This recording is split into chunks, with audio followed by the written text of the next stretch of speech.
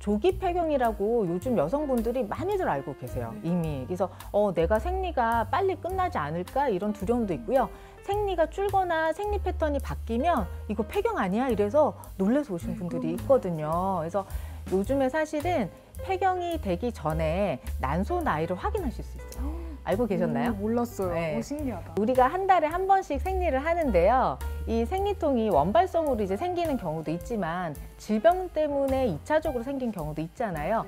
그 중에 대표적인 게 생리통의 원인 중에 있어요. 오늘 모든 여성을 위한 부인과 상식 타파를 위해서 다음 산부인과의 김민경 원장님 모셔봤습니다. 안녕하세요. 원장님. 네, 안녕하세요. 지렴이 생기는 진짜 이유, 뭐 여성의 감기다, 거의 달고 산다 이런 이야기도 많은데 진짜 원인 1순위는 뭔가요?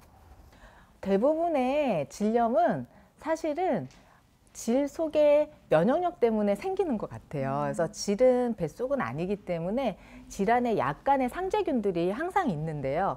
우리가 사실 피곤하고 힘들면 이 질 안에도 면역력이 떨어지고 락토바실로스 같은 유산균들이 있잖아요. 이런 유익균들이 줄어들면 얘네들이 과증식 돼서 우리한테는 분비물이 많아지거나 가렵거나 또 불쾌한 냄새가 나는 질염이 생기기도 합니다. 그렇죠. 그래서 이제 내부에 직접 영양제를 삽입하는 그런 제품들도 있잖아요. 네, 요즘에는 그런 제품들은 좀 어떻게 보세요? 네, 직접적으로 안쪽으로 요즘에 넣어주는 세정제도 많고요. 저희가 질정제를 처방할 때도 있는데 세정제인 경우는 사실은 증상이 있을 때는 사용하시는 게 도움이 되실 수 있어요. 그래서 질 안에 이제 산도를 유지시켜주고 안쪽으로 지금 이제 히알루론산 같은 보습력도 생기면서 직접적으로 또 세균 번식을 억제시키는 성분이 같이 들어가 있기 때문에 살균이나 보습 그리고 이제 유산균을 좀 보충시켜주면 질환의 환경이 개선됩니다.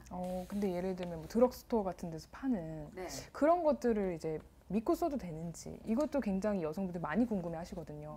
예, 여러 가지 성분들이 있는데 물론 약은 아닙니다. 예, 그래서 약간 생리 끝물이나 뭐 관계 후에 또는 내가 이제 조금 분비물이 많아져서 개선을 요하실 때는 이런 것들이 이제 도움이 되시기는 하는데요. 요즘에는 이제 점막으로 넣어주는 제품은 구별을 하고 있어요. 그래서 점막 제품은 반드시 질에 사용해도 되는지 사용 설명서를 보시면 나와 있으니까 그 내용을 꼭 참고해 주세요. 감사합니다. 그럼 폐경 이야기를 한번 해보려고 하는데요. 네네. 이제 폐경이 40대 초반에도 올 수가 있나요? 빨리 오는 사람들의 특징이 따로 있나요? 네, 조기 폐경이라고 요즘 여성분들이 많이들 알고 계세요, 이미. 그래서 내가 생리가 빨리 끝나지 않을까 이런 두려움도 있고요. 생리가 줄거나 생리 패턴이 바뀌면 이거 폐경 아니야? 이래서 놀라서 오신 분들이 있거든요. 그래서 요즘에 사실은 폐경이 되기 전에 난소 나이를 확인하실 수 있어요.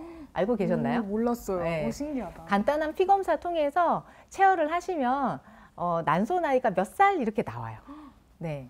그럼 난소 나이를 좀 젊게 유지하려면 어떻게 해야 되나요? 폐경이 일찍 되시는 분들이 대부분은 원인 불명인 경우가 많고요. 네, 안타깝게도 그렇습니다. 그리고 가족력이 있다던가 의학적으로 방사선 치료나 항암요법 또는 이제 난소 쪽 절제술을 받으신 경우는 폐경이 일찍 온다라고 알려져 있어요. 근데 이제 그 외에는 사실 원인이 불분명한 경우가 많은데요. 저희가 봤을 때는 사실은 건강한 식생활, 네, 좋은 라이프 스타일을 유지하시는 게 가장 좋고 어떻게 내가 폐경을 시기를 늦출 수는 없기는 합니다. 그래서 우리나라 폐경 여성분들의 평균 나이를 보면 49.7세에서 8세에 와요. 그래서 실제로 만 나이로 어떻게 보면 50이 안 돼서 폐경이 오기는 하는 거거든요.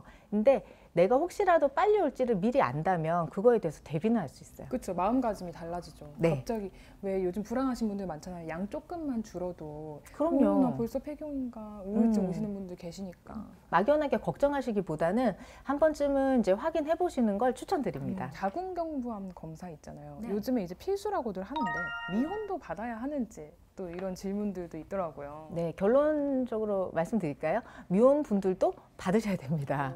네, 그리고 성생활을 하시는 여성분들은 반드시 필수라고 말씀드릴게요. 우리가 뭐 미혼과 기혼을 나누는 거는 결혼 유무를 가지고 나누는데요.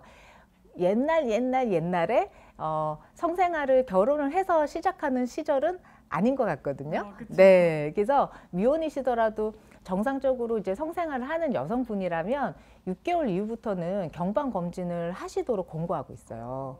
그래서 우리나라에서도 20살 되자마자 암 검진 중에 가장 먼저 시작하는 사업이 경방 검진을 시작하고 있죠. 그래서 하라고 막 연락이 오는데 이거에 대한 필요성을 또 의외로 잘 모르시는 분들도 많긴 하거든요. 그래서 성생활을 하시는 모든 여성분들은 매년 경방 검진을 하시는 게 좋습니다. 네, 필수로. 필수로 하셔야 됩니다. 이제 자궁근종 있잖아요. 네. 자궁근종 질환이 이제 치료 없이 방치를 하고 계신 분들도 꽤 보이더라고요. 네, 뭐 고통이 없다. 아직까지는 증상이 크게 나한테 뭐 네. 피해를 주는 게 없다. 해서 방치하시는 분들이 계신데 방치해도 괜찮은 걸까요? 네, 물론 방치는 안 되죠. 그렇죠. 안 되겠네요. 네, 자궁근종은 여성 생식기에 생기는 가장 흔한 양성 혹이에요. 그래서 우리나라 통계를 보면 거의 뭐 30%대까지 발병률이 있는데요. 이 혹이 있다고 해가지고 바로 치료를 해야 되는 거는 분명히 아니긴 해요. 네, 크기가 크지 않거나 위치가 괜찮고 나한테 특별한 합병증이 없다면 이제 방치라기보다는 정기 검진을 하시면서 경과를 보실 수가 있는 거죠. 네. 상황에 따라 이제 치료를 할 수도 있고 좀 미룰 수도 있고. 이렇게. 치료 시점은 우리가 이게 혹이 근종은 폐경되기 전에 사실은 없어지는 걸 기대하시면 안 돼요. 네. 호르몬의 영향을 받기 때문에 혹이 뭐 고만고만하던가 또는 사실은 대부분은 다발성으로 주변에 여러 개가 생길 수도 있고 또 사이즈가 커지게 된다면 뭐 생리통이 생긴다던가 생량이 굉장히 많아지거나 또는 임신에도 영향을 미칠 수가 있고요. 다른 장기를 이제 압박해서 복통이 일어날 수도 있거든요. 그래서 이런 합병증이 생길 때 이제 치료를 고려를 하셔야 될 수도 있어요. 네, 그래서 사이즈가 커지거나 합병증이 발병한다던가 생량이 너무 많아서 막 빈혈이 생길 정도 그런 여성분들 의외로 많거든요. 그래서 그런 경우는 이제 치료의 방법을 생각해 보셔야 됩니다. 저도 이제 약간 생리통이 심한 편인데 생리통이 심하면은 자궁 내막증을 좀 의심해 봐야 되나요? 자궁에 우리가 한 달에 한 번씩 생리를 하는데요. 이 생리통이 원발성으로 이제 생기는 경우도 있지만 질병 때문에 2차적으로 생긴 경우도 있잖아요. 그 중에 대표적인 게 생리통의 원인 중에 자궁 내막증이 있어요. 네, 그리고 그 외에도 성근증이나 자궁근종, 또 골반에 염증이 있을 때에도 우리가 생리통이 더 심해지기 때문에 막연하게 생리하니까 뭐 생리통이 있는 거지라고 그냥 지켜보시기보다는 다른 질환 때문에 생기는 경우인지 병원 오셔서 진단을 한번 받아보시고요. 진료 보신 후에 질병이 발견된다면 그 질병을 치료하면 생리통은 해결이 되세요. 네, 오늘 원장님과 함께 이제 모든 여성을 위한 이 산부인과 질환을 타파해봤는데요. 감사합니다. 감사합니다.